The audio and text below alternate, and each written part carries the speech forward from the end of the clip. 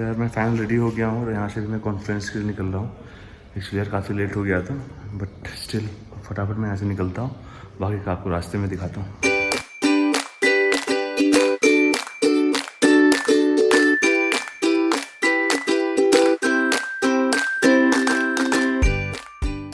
आज बहुत टाइम के बाद लगता है 6 बजे सुबह में नींद खुला था, क्योंकि सारे 8 से कॉन्फ्रेंस है, तो एटलीस्ट वहाँ पे 7:30 के आसपास तो पहुँचना पड़ेगा ही नहीं। तो अभी पहुँचते हैं वहाँ पे और बाकी मैं दिखाता हूँ कॉन्फ्रेंस कैसा चल रहा है, और जो भी स्पीकर्स बोलेंगे मैं उनका कोशिश करूँगा कुछ थोड़ा सा क्लिप रिकॉर्ड करके मैं आप लोगों के लिए पोस्ट करने का।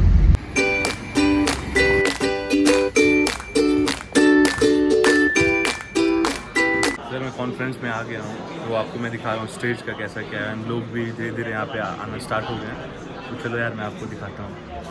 ये आप देख सकते हो धीरे धीरे लोग यहाँ पे आना स्टार्ट हो गए हैं, और लाइक 9:30 के आसपास स्टार्ट होने वाला है। Ladies and gentlemen, we are ready to start. Stefan and all the players around Stefan, I request everyone to settle down, and Stefan requesting on stage. Hello, I host a Bitcoin podcast. I'm also head of education at swan.com. So people can buy Bitcoin there, people can learn about Bitcoin. So a few things, just a little bit about me. I am a Sri Lankan born but raised in Sydney, Australia. And now I live in Dubai with my wife and my son. And so I've been in Bitcoin since early 2013. I came into this mainly from against, let's say, the millennials and the Gen Z people, because to some extent, whether it's true or not, it seemed like the millennials and the Gen Z people are just locked out of buying a home. Whereas in other parts, it seemed like, the younger generations to buy a property. And I think you could argue that that has been true in various cities around the world. So as more and more people start to feel locked out, as more and more people start to feel like the government doesn't stand for them, it doesn't serve their interests, they maybe have less trust in public institutions per se, that's an opportunity for people to think about Bitcoin. In some senses, private corporations can see everything that you do with your money. They can control you, right? If they can control your money, then they can control your freedom. They can control what you buy with your money.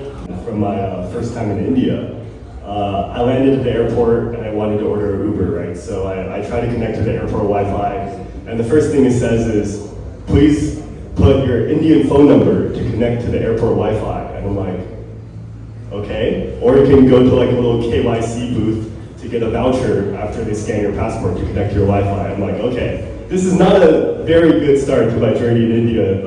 Connecting to the Wi-Fi at the airport is just troublesome. I get an Uber, I go to the hotel, sleep, then I want a SIM card, right? I want a SIM card to be able to use my phone without paying expensive roaming rates.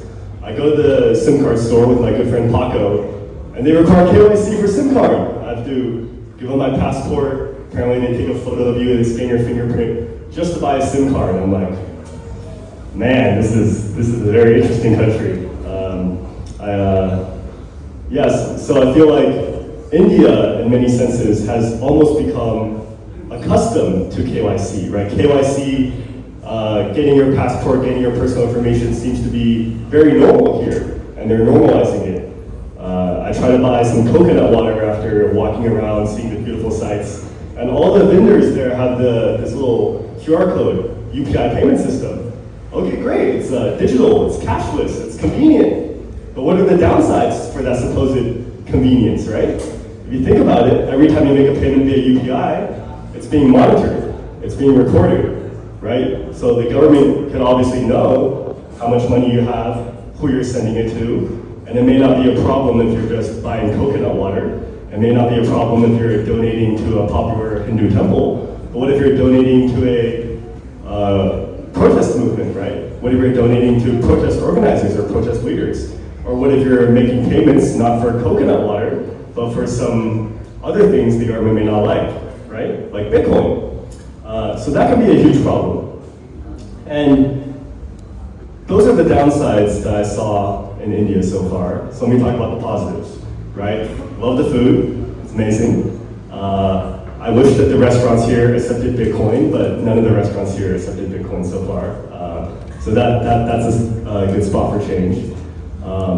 Very welcoming people, even though I don't have a UPI, I cannot use the UPI payment system. I always had an Indian friend who could help me pay for me with UPI. And then I could also give them some Bitcoin to support the circular economy here and get more Bitcoin into India.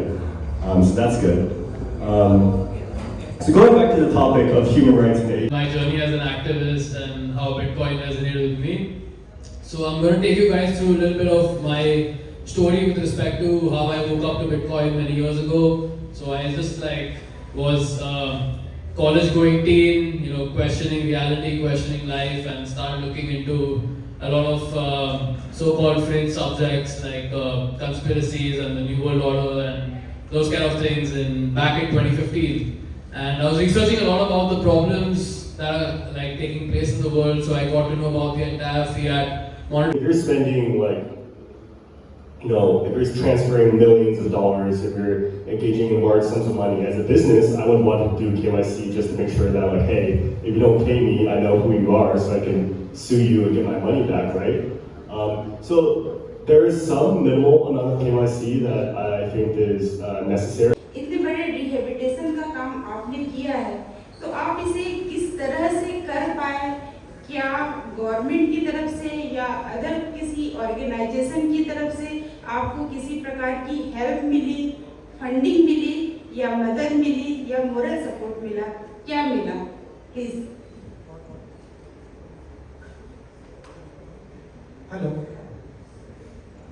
Hello hi everybody.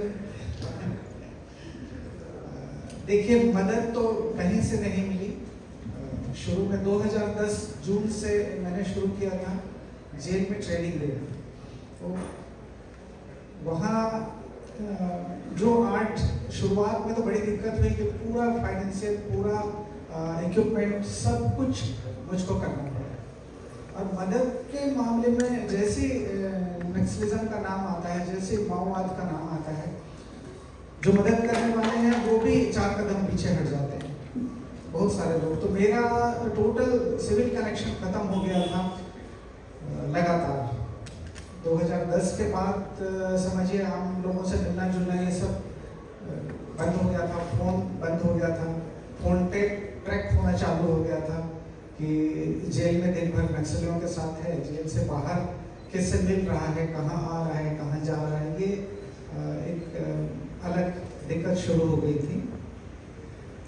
अभी तक किसी से कोई मदद नहीं मिल पाई या मैंने लेना नहीं चाहा। जो जैसा कहें, जितनी ज़रूरत है जेल के अंदर बच्चों के ट्रेनिंग के लिए, उतनी व्यवस्था मैं कर लेता हूँ। जेल से बाहर लेना बड़ा आसान है, उस हाथ को थामे रहना और उसको सतत साथ लेके चलना, ये बहुत मुश्किल काम है, क्योंकि एक पर्टिकुलर की जवाबदारी नहीं होती, उसके पूरे परिवार की जवाबदारी होती है। अगर घर का मुखिया जेल में है, उसका परिवार बाहर है, तो पूरे परिवार को भी देखना पड़ता है मुझको।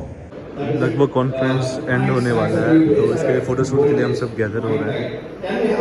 हमारा बैकग्राउंड रेडी है और धीरे धीरे लोग सब भी स्टेज की ओर आएंगे, उसके बाद फ़ोटोशूट करके इस कॉन्फ्रेंस को एंड करेंगे।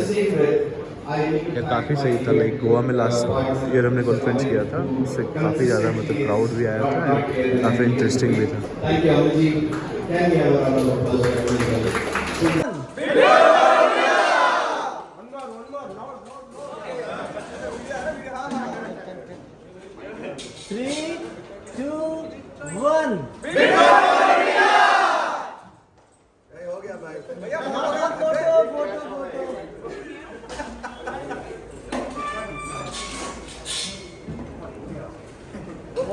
यार तो चलो यार, इतना दिन का मेहनत फाइनली एंड अच्छा रहा। हमारा कॉन्फ्रेंस काफ़ी अच्छा रहा। बिटकॉइन फॉर इंडिया का जो कॉन्फ्रेंस था बेंगलुरु में, काफ़ी लोग आए थे और उन्होंने काफ़ी अच्छे तरीके से अपनी बात को रखा।